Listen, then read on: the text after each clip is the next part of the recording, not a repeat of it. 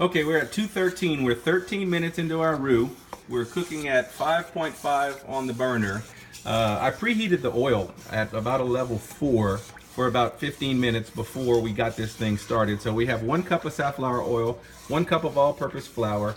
We're 13 minutes into a 15-minute roux, and as we can tell, we have our chicken broth warming on the side, and our roux has taken on color in about the last minute. Now, from 13 to 15 is when we're really going to start seeing color. We really have to make sure that the spoon keeps moving and that nothing's sticking on the bottom, because this is when things start to get critical. And this is when we start having to ask ourselves, how dark do we want our roux to be? Now on the camera, I can see it. It looks a little lighter than it is actually in real life. What we're looking for is the color of a pecan shell, maybe an almond shell, that nut color, kind of like using your cabinets, if you will, as sort of a guide to see. And then from there, it really becomes a matter of preference. I've always been afraid to take my roux a little too far, to make it a little too dark, because you really think you're getting to the point where you're gonna burn it at any moment. And I found after the veggies are added, it does darken up a little bit. But one of the safety measures built in here is once those vegetables in that container hit that roux, then the cooking process of the roux stops. So we can take a deep breath and we don't have to worry about burning our roux anymore once we add our veggies.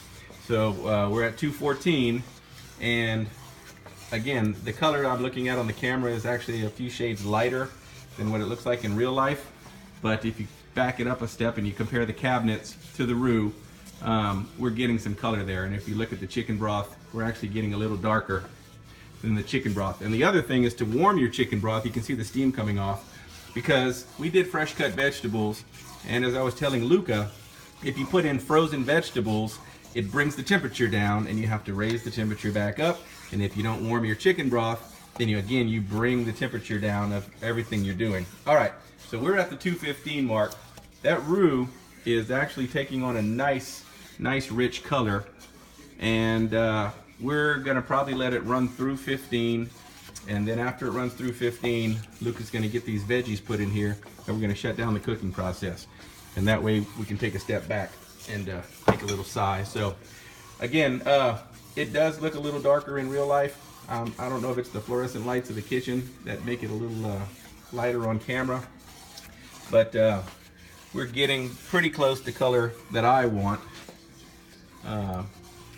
And so we're gonna do that. So in just a few seconds, we can really smell it the last couple of minutes of the cook, and there's our 216. So what I'm gonna do without Luca missing a beat is I'm gonna help him out, and we're gonna stir these in, and you can see the sizzle.